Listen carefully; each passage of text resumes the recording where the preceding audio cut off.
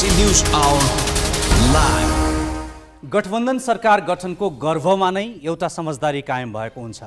विभिन्न दल मिलेर बनेको सरकारमा विभिन्न विचार, आस्था र सिद्धान्तबाट प्रेरित राजनीतिक दलको सामेली हुने भएकाले पनि न्यूनतम साझा नीति र कार्यक्रम तय गरिन्छ। वर्तमान सरकार पनि त्यस्तै प्रक्रियाबाट गुज्रेर अघि बढेको हो। यति बेलाको सरकारमा विपरीत आस्था र सिद्धान्तका दलहरू मिलेर सरकार चलाइरहेका छन्। उनीहरूले चुनावी दौरानमा प्रस्तुत गरेका घोषणापत्रलाई भन्दा गणितीय गठजोडलाई केन्द्रमा राखेर काम गरिरहेका छन्। जुन कुरा बजेट माथिको छलफल र त्यसले उत्पन्न प्रतिक्रियाले उदाङ्गो पारेको छ। बजेटमाथि सत्तारूढ दलकै सांसदहरूको चरम असन्तुष्टि मात्र व्यक्त भएन, विभिन्न मन्त्रालयको संलग्नतामा तयार पारिएको बजेटलाई लिएर सरकारमा सहभागी मन्त्री पिच्छे फरक धारणा आउनुले पनि वर्तमान सरकारको सुझबुझ कतिसम्म छ भन्ने कुरा प्रस्ट्याइदिएको छ। बजेटमा जिल्ला निर्वाचन कार्यालय खारेजीको विषयलाई लिएर निर्वाचन आयोगले असन्तुष्टि मात्र जनाएन, विभिन्न दलका नेताहरूलाई बोलाएर आपत्ति जनाएपछि यो विषय पेचिलो बन्दै गएको छ। तर अर्थमन्त्री प्रकाश शरण महत सरकारले खर्च घटाउनुलाई जिल्ला निर्वाचन कार्यालयलाई प्रमुख जिल्ला अधिकारीको कार्यालयमा गाभ्ने निर्णय गरेको बताइरहेका छन्। तर बुधबार राष्ट्रिय सरोकार तथा समन्वय समितिको बैठकमा गृहमन्त्री नारायण काजी श्रेष्ठले भने सरकारको मनसाय खारेज गर्ने नभएको तर प्रिन्टमा त्यस्तो हुन गएको जवाफ दिए। यसले के देखाउँछ भने सरकार आफूले गरेको गल्ती सामान्य टाइपिस्टको थाप्लोमा थोपरेर उम्कने कोसिसमा छ। यसको अर्को प्रश्न यसले उब्जाइदिएको छ कि यो देश मन्त्री प्रधानमन्त्रीले चलाउँछन् या सामान्य प्राविधिकले।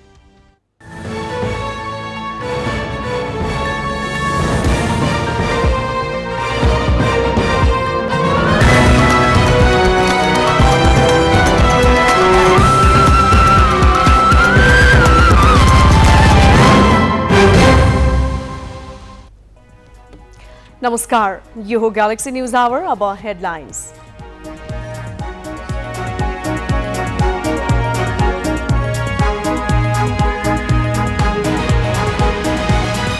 प्रस्तावित प्रधान न्यायाधीश कार्कीको संसदीय सुनवाई भोलि। उजुरीकर्तासँग छलफलका लागि बोलाइएको बैठक विषयवस्तुमा प्रवेशै गरेन, समितिकै वैधतामाथि उठाइयो प्रश्न। नक्कली शरणार्थी प्रकरणमा थुनछेक बहस लम्बियो। खाडका वकिलले लिए 2 दिनको समय, राजनीतिज्ञ भएकाले देश छाडेर नभाग्ने तर्क। अल्पमतमा रहेको कोशी सरकारले ल्यायो आगामी आर्थिक वर्षको नीति तथा कार्यक्रम। अधिवेशन अन्त्य गरेर अध्यादेश मार्फत बजेट ल्याउने तयारी। राजनीतिक दलकै ओतमा अराजकता र गुण्डागर्दीको अखडा बन्दै विश्वविद्यालय। दोषीलाई उन्मुक्ति दिलाउन राज्य नै तल्लीन, विद्यार्थी भने धमाधम विदेश पलायन हुँदै। र द्वन्द्व, हिंसा र जलवायु परिवर्तनका कारण विस्थापित हुनेको संख्या 11 करोड पुग्यो। आधा भन्दा बढी सिरिया, युक्रेन र अफगानिस्तानका।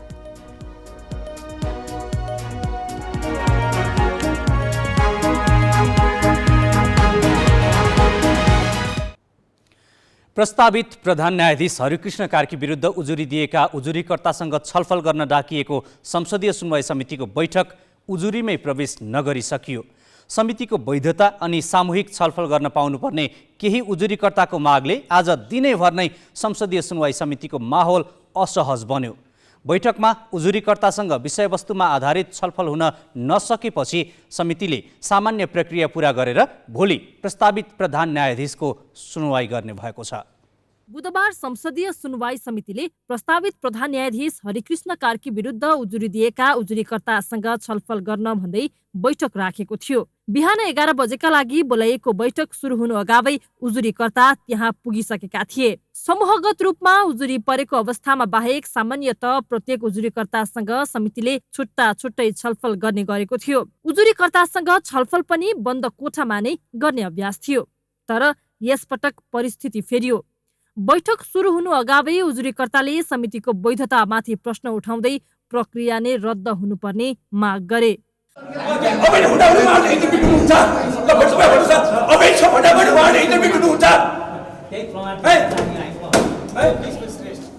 संसदीय सुनवाई समिति गठन हुन संघीय संसदको संयुक्त बैठकबाट संयुक्त समिति कार्य सञ्चालन नियमावली पारित हुनुपर्छ।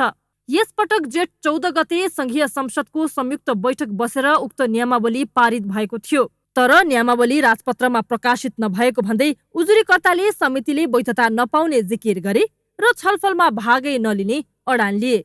उक्त नियमावलीको राजपत्रमा वैधानिक ढङ्गले प्रकाशन नहुँदा कानुनका रूपमा कार्यान्वयन हुनका लागि चाहिने आधारभूत पूर्वशर्त पालन हुन नसकी सो नियमावली गुपचुप ढङ्गले तयार पारिएको जाली लिखत सरह मात्र हुन गई त्यस समितिको बैठक बस्ने सम्बन्धमा कानुनी वैधता, आधिकारिकता र कार्यान्वयन योग्य निर्णय गर्ने कानुनी क्षमता समेतको स्पष्ट अभाव देखिएकोले त्यस प्रकारको वैधता समेत नभएको समिति समक्ष उजुरीकर्ताहरूले थप प्रश्नोक्ति राख्नुको कुनै औचित्य समेत नहुने गम्भीर परिस्थिति उत्पन्न हुन पुगेको छ। लेखा समितिको हलमा बैठक राखेको समितिले उजुरीकर्तालाई छलफलमा बोलाउने कोसिस गरिरह्यो। तर उजुरीकर्ता झनै चर्को स्वरमा विरोध र होहल्ला गर्न थाले। यतिसम्म कि उनीहरूले प्रस्तावित प्रधान न्यायाधीश कार्कीलाई अगाडि राखेर प्रत्यक्ष प्रश्न गर्न पाउनुपर्ने माग पनि अघि सारे। त्यसमा पनि आफूहरू सामूहिक रूपमा जान पाउनुपर्ने उनीहरूको माग थियो।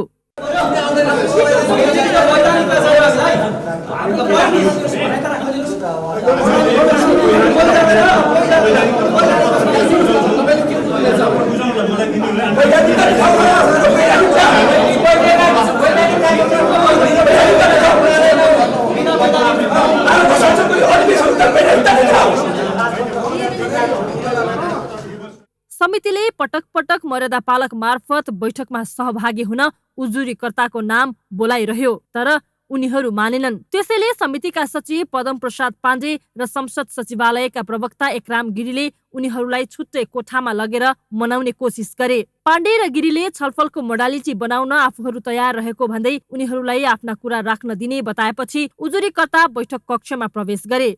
ती मध्ये 3 जनालाई बोल्न दिने र बाँकीले सुन्ने मात्र भनेर उनीहरूलाई बैठकमा समावेश गरियो। तर त्यहाँ पनि चर्काचर्की भयो।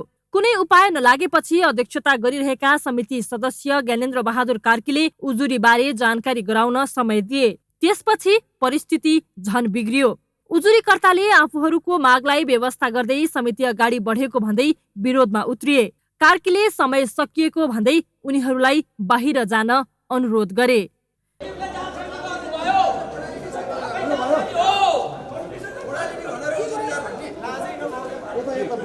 हामीले कानुन र मोडालिटीको क्वेसन भनेको कुरा तिमीहरूको भनाइसकियो जाओ भने हामीले यो कुरा गर्दैनौँ। हामी सडकमा जान्छौँ। हाम्रो सडक हो।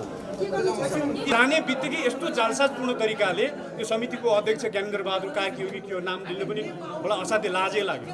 सचिवहरू जसले यसरी मोडालिटी तय गर्ने भनेर हामीलाई लगियो, म मात्रै गएको छैन, सबै हामी उजुरीकर्ताहरू छौँ। तर उहाँले एकैचोटि क्वेसन एन्सर सिरिजमा हामीलाई फसाउने प्रयास गर्नुभयो हो कि। अनि भाइ यो त जालसाज भयो, यसो नगर्नुहोस् न, तपाईँको सचिवलाई त्यहीँ सोध्नुहोस् त भनेको छु, कोही बोल्दैन। अनि उनीहरू तपाईँको टाइम सिद्धियो। यस्तो बदमाशीपूर्ण काम हो। समितिले जसोतसो प्रक्रिया पूरा गरेर बाहिर पठाएपछि धेरै उजुरीकर्ता समिति विरुद्ध आन्दोलन गर्ने भन्दै बाहिरिएका थिए। समितिले अन्तिमसम्म उजुरीकर्ताको एक एक गरी नाम बोलायो। तर केही नदेखेपछि बिहिबार बिहान कार्कीलाई सुनवाईका लागि बोलाउने निष्कर्ष सहित बैठक सम्पन्न गर्यो। उजुरीकर्ताले आफ्ना उजुरीमा उल्याएका कमी कमजोरी अनि आरोप पुष्टि नगरी बैठक विषयान्तर भयो। क्यामेरामा योगेश लामाका साथमा सृजना घिमिरे, ग्यालेक्सी 4K, काठमाडौँ।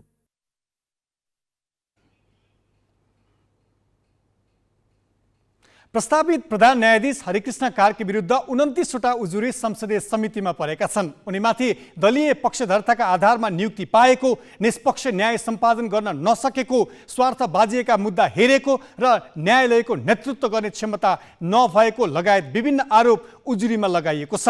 उनी विरुद्ध उजुरी दिन बहालवाला जिल्ला न्यायाधीश समेत पुगिसकेका छन्। कार्कीले भोलि यी सबै आरोपको प्रतिवाद गर्नुपर्नेछ। सुनवाईका लागि समितिको बैठक बिहान 8 बजे बोलाइएको छ।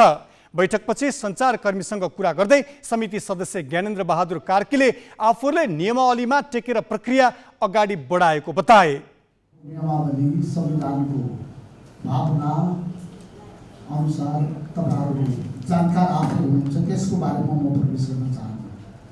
हामी जननिर्वाचित भएर आएको संसद छ, प्रतिनिधि सभा छ, राष्ट्रिय सभा छ। यसलाई पनि यो हो कि होइन भनेर कसैले प्रश्न गर्यो भने त्यसको जवाब दिनुपर्छ जस्तो मलाई लाग्दैन।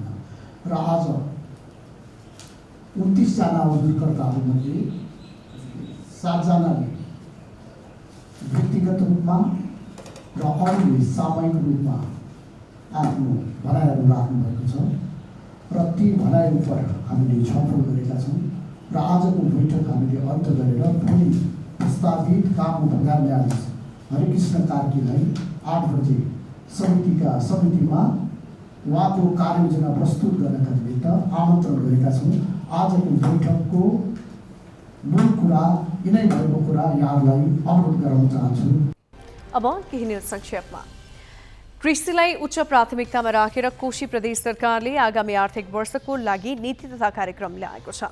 प्रदेश प्रमुख परशुराम खापुङले प्रदेशसभामा प्रस्तुत गरेको नीति तथा कार्यक्रममा कृषि मार्फत रोजगारी सृजना गर्ने प्रविधि र नागरिक मैत्री सेवा विस्तारमा जोड दिएको छ। नीति तथा कार्यक्रममा रोजगारी वृद्धि गर्न स्थानीय तहसँगको साझेदारीलाई प्राथमिकता दिने, प्रदेश गौरवको आयोजना पहिचान गर्ने, गरिबी निवारण उपायको अध्ययन अनुसन्धान गर्ने लगायतका विषय समेटिएका छन्। यस्तै प्रविधि र नागरिक मैत्री सेवा विस्तारमा जोड र विगतदेखि सञ्चालित बहुवर्षीय आयोजना सम्पन्न गर्ने उल्लेख नीति तथा कार्यक्रममा गरिएको छ।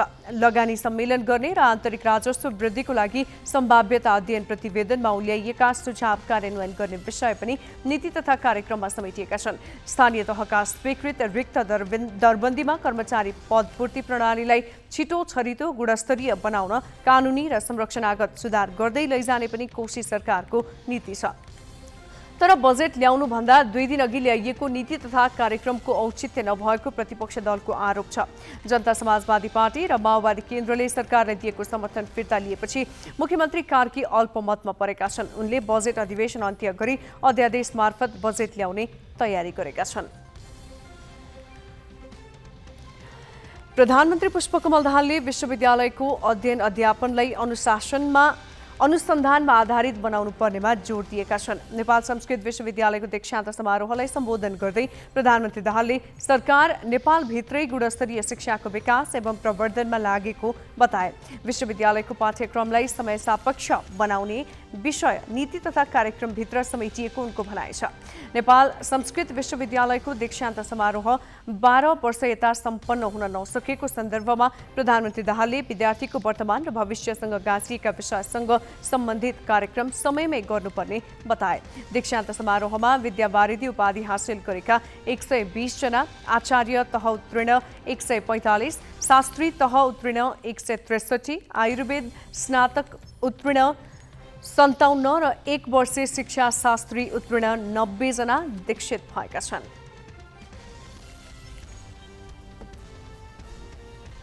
नेपालमा यो वर्षको मनसुनी प्रणाली सक्रिय भएको छ। पश्चिमी वायुका साथै भारतको बिहारमा रहेको न्यून चापीय प्रणाली पूर्वबाट प्रवेश गरेसँगै मनसुन सुरु भएको हो। पूर्वी क्षेत्रमा यसको प्रभाव देखिएको र बिस्तारै बाँकी क्षेत्रमा पनि प्रवेश गर्ने जल तथा मौसम पूर्वानुमान महाशाखाले जनाएको छ। कोशी र मध्य प्रदेशका केही ठाउँमा मेघ गर्जन र चट्याङसहित वर्षा भएको छ। बाँकी ठाउँमा भने मौसम सामान्यतः सफा रहने महाशाखाले जनाएको छ। राति कोशी, मधेस, बागमती र गण्डकी प्रदेशका केही ठाउँमा वर्षाको सम्भावना छ।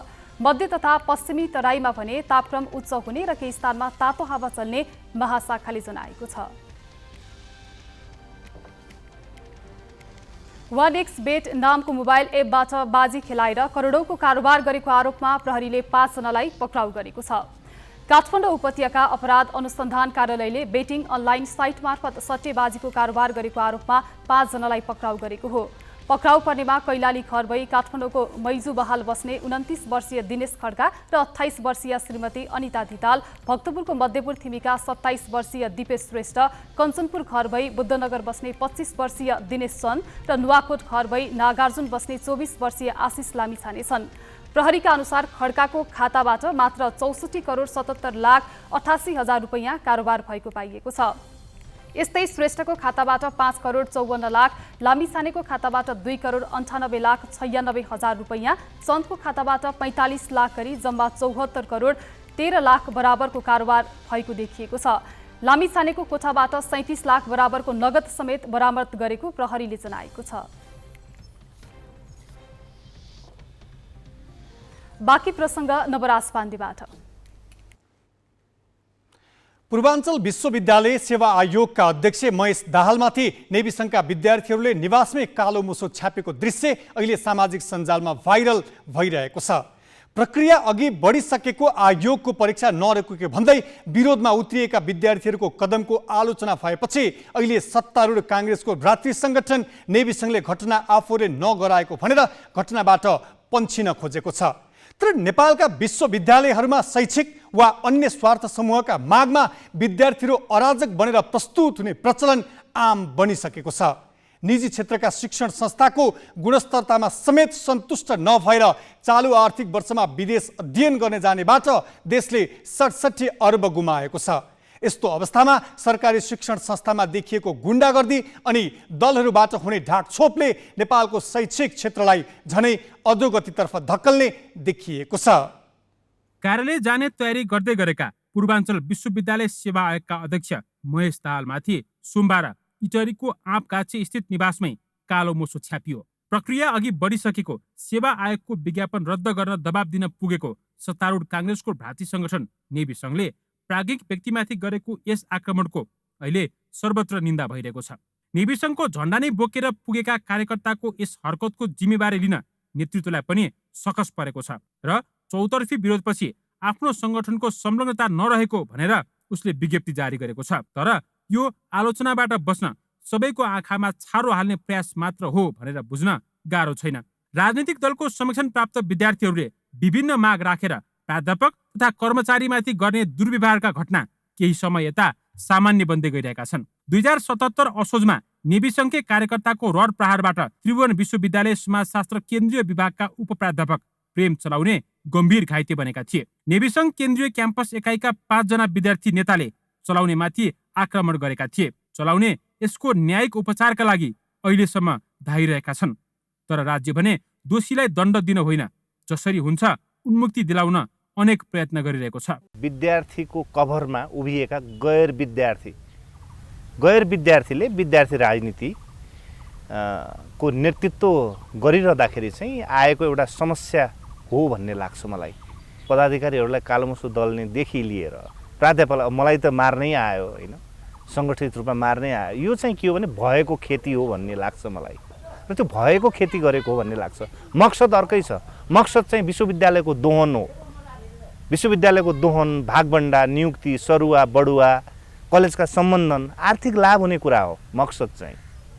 अनि त्यसको खेती गर्नको निम्ति चाहिँ ताला लाउने कुरा हो। हालै सम्पन्न सोभियु निर्वाचनताका राजधानीको रत्न राज्य क्याम्पसमा नेकपा एस निकट संगठनका कार्यकर्ताले खुकुरिन चाहेका थिए। उच्च शिक्षाका केन्द्रमा विद्यार्थी संगठनको गुण्डागर्दी कुन हदसम्म मौलाएको छ भन्न यिनै घटना पर्याप्त छन् र यी घटनाले उनीहरू स्तरीय शिक्षाका लागि भन्दा आफ्नो निजी लाभ र स्वार्थका निम्ति मात्र संगठनको झण्डा बोकिरहेका छन् भन्ने प्रमाणित गर्छन्। सत्तारूढ वा विपक्षी जुनसुकै दल निकट विद्यार्थी संगठन पनि यसमा अछुतो छैनन्। अराजक गतिविधि गरे पनि राजनीतिक दल र सत्ताको छहारी प्राप्त गरेकाले अधिकांश यस्ता घटनामा कारबाहीबाट समेत उनीहरूले उन्मुक्ति पाइरहेका छन्। कुनै पनि पढ्ने विद्यार्थीले विश्वविद्यालयमा ताला लाउँदैन। एउटा कुरा चाहिँ साथीहरूले के कुरा चाहिँ नि स्पष्ट हुनु पर्यो भने रेगुलर पढ्ने विद्यार्थीले युनिभर्सिटीमा ताला लाउँदैन।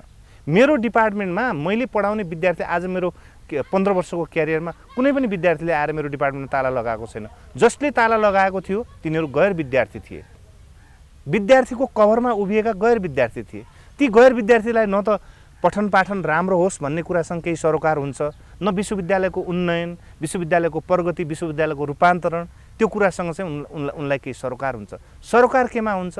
विश्वविद्यालयको दोहन कसरी गर्ने भन्ने कुरामा सरोकार हुन्छ र त्यसैको कडी हो भन्ने लाग्छ मलाई। यसै पनि हाम्रो उच्च शिक्षाले राम्रो जनशक्ति देशभित्रै उत्पादन गर्न र टिकाउन सकिरहेको छैन। सरकारी तथा सामुदायिक क्याम्पसमा विद्यार्थी संख्या उच्च दरमा घट्दै गएको छ। चालु आर्थिक वर्षको 9 महिनामा मात्र अध्ययनका लागि विदेशीबाट 67 अर्ब रुपियाँ बाहिरिएको आँकडा राष्ट्र ब्याङ्कले प्रस्तुत गरेको छ। देशमा एकातिर व्यावहारिक शिक्षा नहुने, अर्कोतिर भएका विश्वविद्यालय र क्याम्पस पनि अराजकता र गुण्डागर्दीका अखडा बनेपछि रोजगारीका लागि पलायन हुँदै गरेको ठूलो संख्याको युवा शक्तिमा झनै संख्या थपिने भएको छ।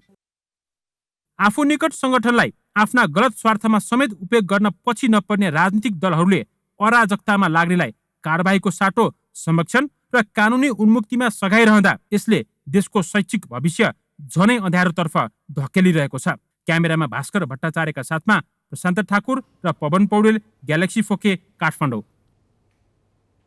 यसैबीच हामीले शिक्षाविद नरोत्तम अर्याललाई नेपालका विश्वविद्यालयमा विद्यार्थी लगायत विभिन्न सङ्गठनको अराजकता किन मौलाइरहेको छ भनेर सोधेका छौँ।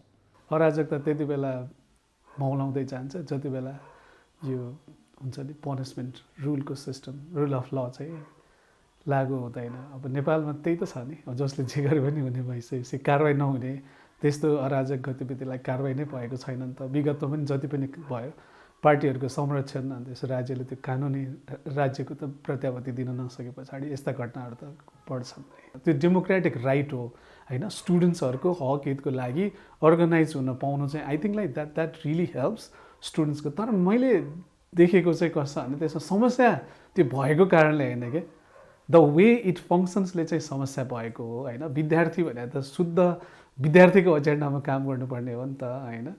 अब शैक्षिक संस्थामा बसेर त्यो शैक्षिक संस्थाको त प्योरिटी हुन्छ नि त, एउटा सेक्रेडनेस हुन्छ, त्यसलाई मेन्टेन गर्नुको लागि जुन वातावरण चाहिने हो त्यो गर्न बिगारिएको कारणले पार्टीको झन्डा बोकेर यो पार्टी त्यो पार्टी भनेर अनि त्यसकै राजनीतिक एजेन्डालाई चाहिँ मुख्य दिने अनि त्यसपछि हिंसा यस्तो अराजक गतिविधिहरू पनि भइरहेको कारणले हो।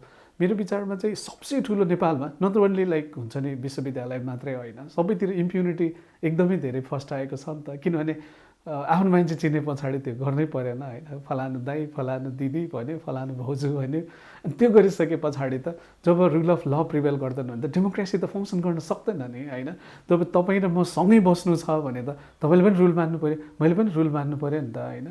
रुल बनाउने र रुललाई एन्फोर्स गर्ने काम गर्यो भने मात्रै तपाईँको यो को एक्जिस्टेन्स सहकार्य होइन हाम्रो सहअस्तित्व चाहिँ बन्ने हो। त्यस कारणले मेरो कन्क्लुजनमा भन्नुपर्दा विद्यार्थी सङ्गठन भएको कारणले समस्या भएन क्या, विद्यार्थी सङ्गठनले कसरी काम गरिरहेछ, कस्तो मुद्दामा काम गरिरहेछ भन्ने कुरा चाहिँ इम्पोर्टेन्ट भएको हो।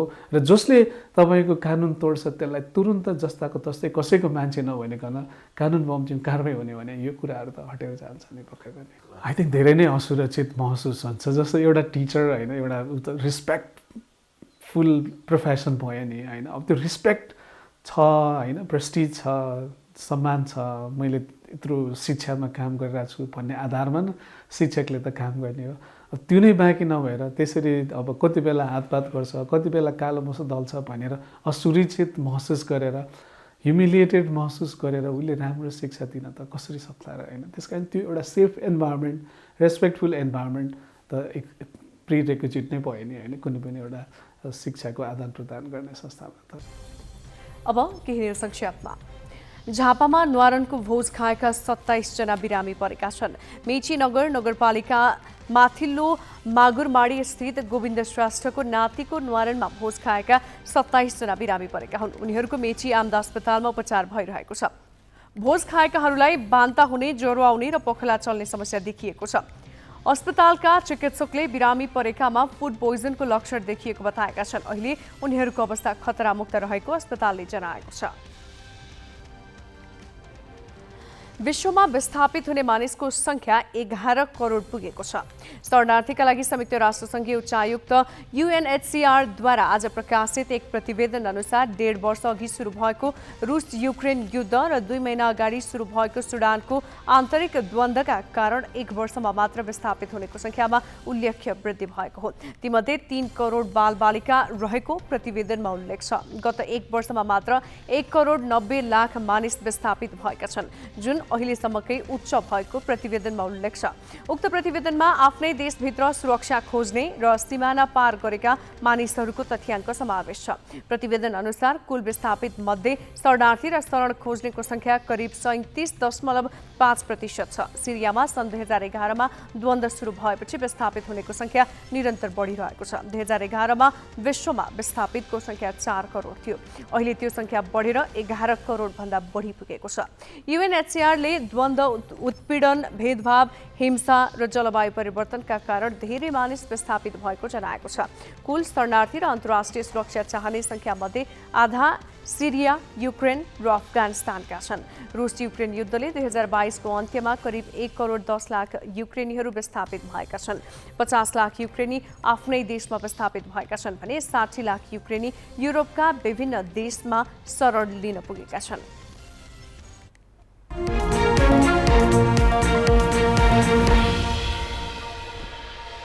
नेपाल र युए बीचको श्रम सम्झौताको अवधि 4 वर्षका लागि थप भएको छ। आज काठमाडौँमा दुई देशका अधिकारी बीच सम्झौता नवीकरण भएको हो।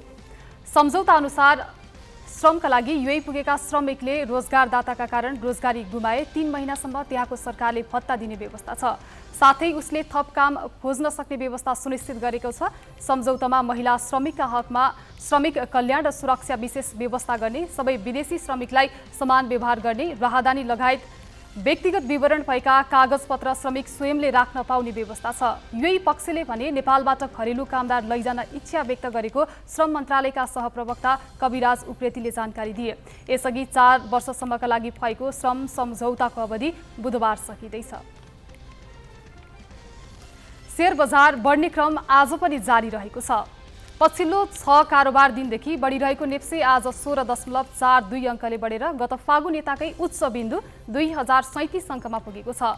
बजार खुलेदेखि नै बढ्न थालेको नेप्से दिउँसो 2067 अङ्कमा पुगेको थियो। अन्तिम आधा घण्टामा भने नेप्सेमा तीव्र उतार चढाव देखियो। करिब 52 अङ्कको उतार चढाव भएको नेप्सेमा होटल तथा पर्यटन, विकास बैंक, वित्त कम्पनी, लगानी, निर्जीवन बीमा व्यापार उपसूचकमा गिरावट आएको छ। बजारको अगुवाई गर्ने बैंकिङ सहित लघु वित्त र जीवन बीमा उपसूचकमा वृद्धि हुँदा नेप्से पनि दोहोरो अङ्कले बढेर बन्द भयो। नेप्सेसँगै कारोबार रकम पनि बढिरहेको छ। आज 5 अर्ब 1 करोड 78 लाख रुपैयाँ बराबरको सेयर किनबेच भएको छ।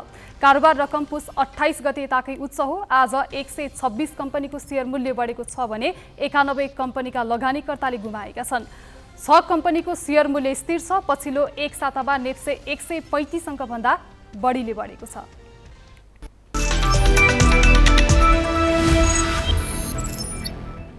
लेग स्पिनर सन्दीप लामिछाने र अलराउन्डर दिपेन्द्र सिंह ऐरीले क्यानाडामा आयोजना हुने ग्लोबल T20 क्रिकेट खेल्ने भएका छन्।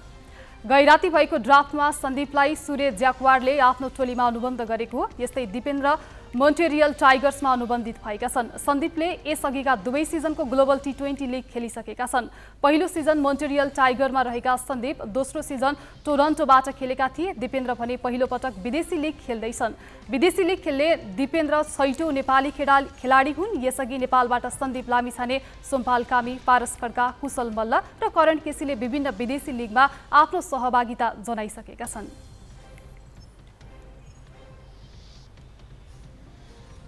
बाँकी प्रसङ्ग गौतम रेग्मीबाट। नक्कली भुटानी शरणार्थी प्रकरणमा पक्राउ परेका 18 जना मध्ये पूर्व गृहमन्त्री बालकृष्ण खाँडले थुन्चेक बहसमा सबैभन्दा बढी कानुन व्यवसायी उभ्याए। उनको तर्फबाट बहस गर्न 34 जना वकिलले वकालतनामा टिपाए पनि 15 जनाले बहस गरे। उनीहरूले खाँड निर्दोष रहेको जिकिर मात्र गरेनन्, नेपाली कांग्रेसको सभापति र देशको प्रधानमन्त्री बन्न सक्ने क्षमताका नेतालाई फसाएको भन्नसम्म भ्याए। नक्कली भुटानी शरणार्थी प्रकरणमा काठमाडौँ जिल्ला अदालतमा थुन्चेक बहस चलेको 11 दिन भयो। कार्यालय खुलेका 10 दिनसम्म बहस नै चलिरहेको छ। सुरुका 3 दिन सरकारी वकिल र पीडित पक्षका कानुन व्यवसायीले बहस गरे।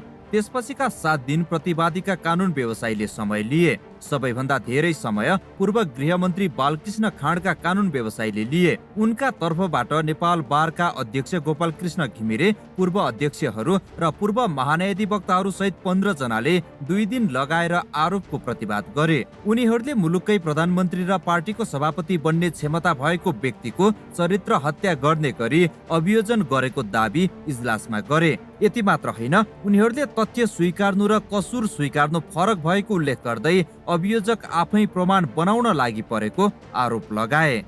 यस प्रकरणमा संकलन भएका प्रमाण इजलासमा पेश गर्न माग गर्दै खाँडको संलग्नता पुष्टि नहुने भएकाले उनी विरुद्ध मुद्दा चल्ने अवस्था नरहेको उल्लेख गरे।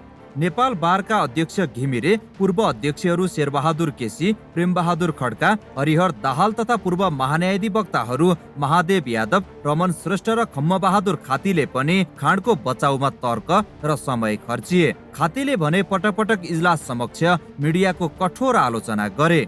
साथै उनीहरूले पैसा बुझाएर आफ्नो अस्तित्व समाप्त हुने गरी भुटानी शरणार्थी बनेर अमेरिका जान तयार हुनेहरू पनि दोषी भएको जिकिर गरे। पैसा बुझाएर नक्कली भुटानी शरणार्थी बन्न तयार बन्नेहरूलाई पनि कानुनी दायरामा ल्याउनु पर्ने उनीहरूको माग थियो। खाँड लामो समयदेखि राजनीतिमा लागेर देश र जनताको पक्षमा काम गर्ने व्यक्ति भएकाले उनी देश छोडेर जान नसक्ने पनि कानुन व्यवसायीको तर्क थियो। लोकतन्त्रका लागि लडेर देशलाई नै योगदान गरेको व्यक्ति आफ्नो विरुद्धका प्रमाण लुकाउन उद्धत हुन नसक्ने जिकिर पनि उनीहरूले गरेका थिए। कोरा कल्पनाबाट अभियोजन आएको र अभियोजनको भाषा पनि अशिष्ट भएको तर्क गर्न समेत कतिपय वकिल पछि परेनन्। अघिल्लो साताको आइतबार बहस सुरु हुँदा नै न्यायाधीश प्रेम प्रसाद न्यौपानेले बुधबार आदेश सुनाउने भनेका थिए, तर बुधबारसम्म अभियुक्तकै कानुन व्यवसायीको बहस नसकिएपछि आदेश आउने समय अझै पर धकेलिएको छ। भुटानी शरणार्थी नेता टेकनाथ रिजाल सहित 3 जनाको तर्फबाट अझै बहस हुन बाँकी छ। बासु खड्का, ग्यालेक्सी फोके, काठमाडौँ। सरकारले आगामी आर्थिक वर्षको बजेटमा जिल्ला निर्वाचन कार्यालय खारेजीको योजना सुनाएपछि सर्वत्र आलोचना भयो। निर्वाचन आयोगले दलहरूलाई बोलाएर आपत्ति जनायो। बुधबार बसेको राष्ट्रिय सरोकार तथा समन्वय समितिको बैठकले निर्वाचन कार्यालय खारेजी गर्ने निर्णय पुनरावलोकन गर्न सरकारलाई निर्देशन नै दियो। सोही बैठकमा उप प्रधानमन्त्री तथा गृहमन्त्री नारायण काजी श्रेष्ठले सरकारको नियत खारेज गर्ने नभई बजेट प्रिन्टका क्रममा त्यसो हुन गएको बताए। उनले बजेट वक्तव्यमा जिल्ला निर्वाचन कार्यालय खारेज गर्ने भन्ने शब्द परेको भए पनि सरकारको आशय खारेज गर्ने नरहेको स्पष्ट पार्दै सरकार मितव्ययी हुन मात्रै खोजेको स्पष्टीकरण दिए। वक्तव्यमा जिल्ला निर्वाचन कार्यालयहरू नै खारेज गर्ने भन्ने जस्तो प्रिन्ट भई आयो। स्पिरिट चाहिँ साधारण खर्च कसरी घटाउन सकिन्छ भनेर हामीले नीति लिनुपर्छ, मितव्ययी हुनुपर्छ भन्ने मान्यताको आधारमा त्यो नीति लिएको हो आम रूपमा। तर निर्वाचनको जिल्ला कार्यालय खारेज गर्ने भने सरकारको मनसाय होइन। सरकारको त्यहाँ प्रस्तुतिले प्रिन्टमा जो देखियो त्यो सरकारको आशय होइन। यसबारेमा स्वयं अर्थमन्त्रीज्यूले संसदमा स्पष्ट पारिन सक्नु भएको छ। संविधान र कानुनले निर्वाचन आयोगको आफ्नै भूमिका परिभाषित गरेको छ र त्यसलाई सरकारले पुनः सम्मान गर्दछ। त्यसकारणले कानुनी हिसाबले पनि निर्वाचन आयोगसँग परामर्श बिना यस प्रकारको निर्णय गर्नु उपयुक्त हुँदैन भन्ने कुरामा सरकार प्रष्ट छ र औचित्यको हिसाबले पनि निर्वाचन आयोगसँग नै परामर्श गरिनुपर्छ। त्यसको काम कति छ, त्यो कार्यालय अहिले चाहिन्छ कि चाहिँदैन भनेर। त्यसैले गर्दाखेरि निर्वाचनका जिल्ला कार्यालयहरू खारेज गर्ने पक्षमा सरकार छैन। त्यहाँ निर्वाचन कार्यालय छुट्टै भवनको कुरासम्म अर्थ मन्त्रालयले सोचेको रहेछ। कार्यालय चाहिँ हामी नै दिने, निर्वाचन आयोगको त छुट्टै आफ्नो स्वायत्त क्षेत्र छँदैछ। त्यसमा चाहिँ सिडिओ कार्यालयले नै निर्वाचन इकाइ चलाउने भने पनि होइन। तर कार्यालय भवन छुट्टै खर्च राख्नु सट्टा हामीले नै केही समय जो काम हुँदैन नि त्यो बारेमा चाहिँ हामीले नै स्पेस दिँदाखेरि हुन्छ कि भन्ने सम्मको आशय देखियो। तर अहिले जुन ढङ्गले निर्वाचन आयोगसँग परामर्श भयो र सरकारको पनि जुन सकारात्मक आशय छ, निर्वाचन कार्यालय त हामीले सञ्चालन गर्ने नै भनेको, त्यसमा अन्यथा त हुनै सक्दैन। त्यसैले निर्वाचन कार्यालय खारेजी हुँदैन। निर्वाचन कार्यालय जिल्ला स्तरको निर्वाचन कार्यालय यथावत रहने सरकारको दृष्टिकोणलाई म प्रश्न पार्न चाहन्छु।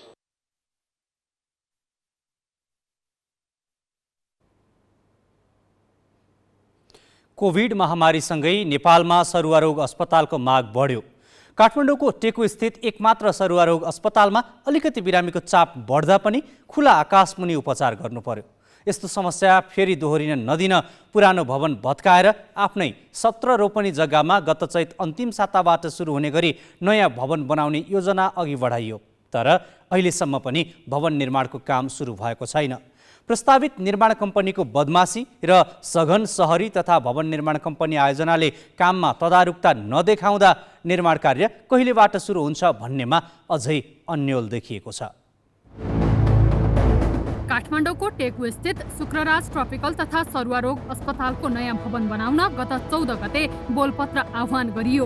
300 शय्याको अत्याधुनिक अस्पताल भवन निर्माणका लागि बोलपत्र आह्वान भएकै दिन अस्पतालको क्वार्टरमा बस्दै आएका कर्मचारी तथा तिनका परिवारलाई ठाउँ खाली गर्न सूचना पनि जारी गरियो। सोही अनुसार कर्मचारीहरूले क्वार्टर खाली गरे। बोलपत्र अनुसार 4 वटा निर्माण कम्पनीले प्रस्ताव दर्ता गराए।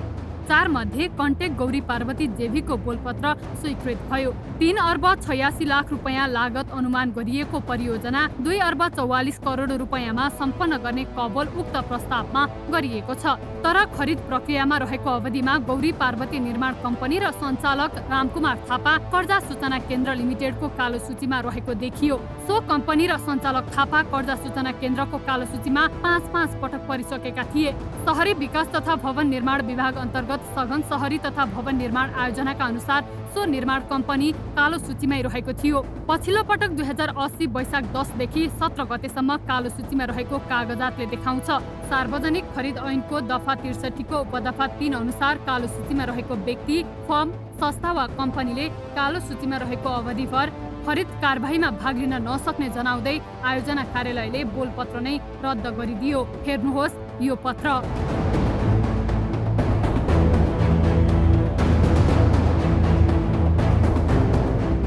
ठेक्का पाएको कम्पनी कालो सूचीमा रहेको भेटिएपछि आयोजनाले जेठ 15 गते खरिद प्रक्रिया बदर गरी जेठ 26 गते पुनः बोलपत्र आह्वानको सूचना निकालिसकेको छ। तर उक्त ठेकेदार कम्पनीका सञ्चालक रामकुमार थापा विभिन्न शक्ति केन्द्रमा गई रद्द भइसकेको बोलपत्र जगाएर ठेक्का हात पार्ने कसरतमा छन्। उनको यही कसरतका कारण प्रक्रिया झन लम्बिने भएको छ। जबकि थापा र उनको कम्पनी गौरी पार्वती निर्माण सेवा प्राली अरू पनि ठेक्का ओकटेर विकास निर्माणका काम अलपत्र पारेकोमा बदनाम छ। अरनीको राजमार्ग अन्तर्गत धुलीखेल खावा सडकको दुरावस्था यसको ज्वलन्त उदाहरण हो। सडक क्षेत्रका स्थानीय मात्र नभई पाँचखाल नगरपालिका प्रमुख महेश खरेल समेत थापा र उनको कम्पनी विरुद्ध मुद्दामा जाने तयारीमा छन्। बदर भइसकेको बोलपत्र पुनः जगाउने र उही बदनाम कम्पनीलाई चलखेलका आधारमा ठेक्का सुम्पिने हो भने अस्पताल जस्तो संवेदनशील निकायको भवन निर्माण विवादित भई झनै प्रक्रिया लम्बिने जोखिम छ। ग्यालेक्सी फोके, काठमाडौँ।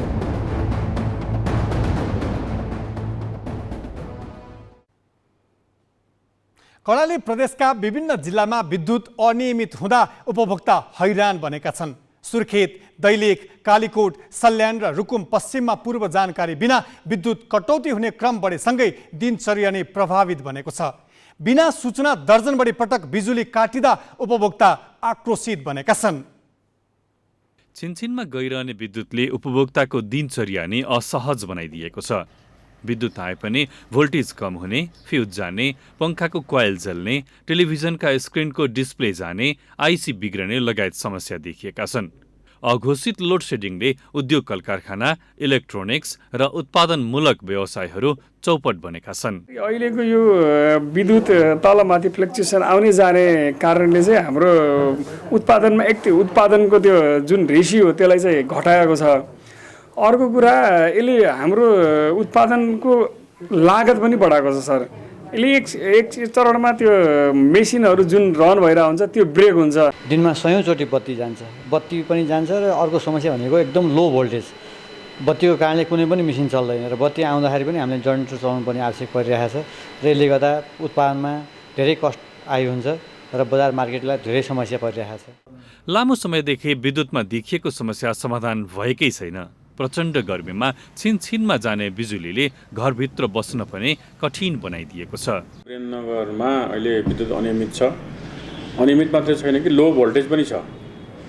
बत्ती चाहिँ बलेको छ होइन, बत्ती आएको समय बत्ती बल्छ तर तर अरू चाहिँ जस्तै फ्रिजहरू चलेको छैन, मोटरहरू चलेको छैन पानी तान्ने। अब हामी व्यवसायीहरू एसीहरू चलाउनु पर्ने हुन्छ होटल व्यवसाय हुनाले कुनै पनि चाहिँ इक्विपमेन्टहरू चल्दैन। बत्ती बल्छ, बत्ती आएको खण्डमा बत्ती पनि घरिघरि आउने जाने भइरहेको छ। यसले गर्दाखेरि अब धेरै समस्या छ। गर्मी सिजन छ। यो सुर्खेत भ्यालीभरि नै समस्या भनेको नै भोल्टेजै नहुने कि भोल्टेज एकातिर बत्ती बाल्न पनि पाउँदैन है। अब महिनामा चार्ज नतिरी हुँदैन। एक महिनामा बिल तिर्न आएन भने चार्ज कति धेरै काट्नुहुन्छ क्या। अब एउटा सेवा सुविधा पैसा तिरिसकेपछि त सेवा सुविधा पनि राम्रोसँग दिन सक्नु पर्यो नि त।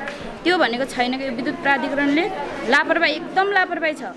अनियमित विद्युतले आजित भएका व्यवसायी तथा उपभोक्ताले विद्युत प्राधिकरणको कर्णाली प्रादेशिक कार्यालय र वितरण केन्द्रमा अल्टिमेटम सहितको ध्यानाकर्षण पत्र नबुझाएका पनि होइनन्। तर कार्यान्वयनमा खासै चासो दिएको छैन। पुराना र जीर्ण संरचना तथा प्रसारण लाइनको क्षमताका कारण विद्युत अनियमित भएको भन्दै प्राधिकरण पन्छिँदै आएको छ। जुन यो समस्याहरू देखिएका छन् त्यसको चाहिँ कालान्तरमा एउटा निचोडमै चाहिँ एउटा समस्याको समाधान खोज्ने हो भने चाहिँ त्यसको समाधान चाहिँ 132 केभी नै हो। जबसम्म 132 चाहिँ यहाँ आउँदैन यो भोल्टेजको समस्या त्यसरी झ्याप्पै निर्मूल चाहिँ भइहाल्दैन।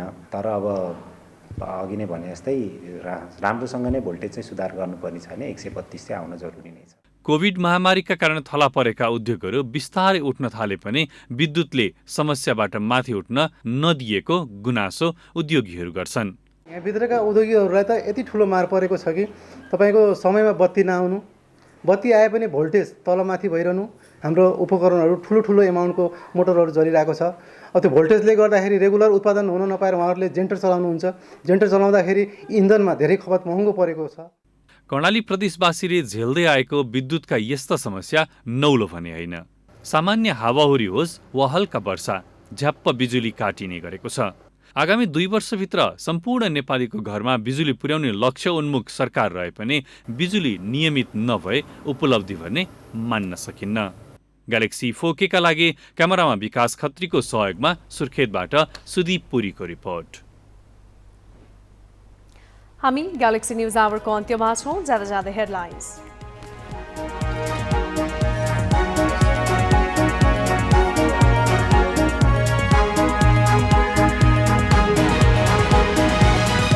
प्रस्तावित प्रधान न्यायाधीश कार्कीको संसदीय सुनवाई भोलि। उजुरीकर्तासँग छलफलका लागि बोलाइएको बैठक विषयवस्तुमा प्रवेशै गरेन। समितिकै वैधतामाथि उठाइयो प्रश्न। नक्कली शरणार्थी प्रकरणमा थुनचेक बहस लम्बियो। खाडका वकिलले लिए 2 दिनको समय। राजनीतिज्ञ भएकाले देश छाडेर नभाग्ने तर्क। अल्पमतमा रहेको कोशी सरकारले ल्यायो आगामी आर्थिक वर्षको नीति तथा कार्यक्रम। अधिवेशन अन्त्य गरेर अध्यादेश मार्फत बजेट ल्याउने तयारी। राजनैतिक दलकै ओतमा अराजकता र गुण्डागर्दीको अखडा बन्दै विश्वविद्यालय। दोषीलाई उन्मुक्ति दिलाउन राज्य नै तल्लीन। विद्यार्थी भने धमाधम विदेश पलायन। र द्वन्द्व, हिंसा र जलवायु परिवर्तनका कारण विस्थापित हुनेको संख्या 11 करोड पुग्यो। आधाभन्दा बढी सिरिया, युक्रेन र अफगानिस्तानका।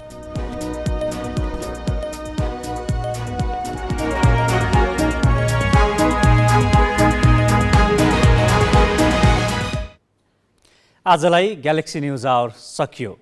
नमस्ते।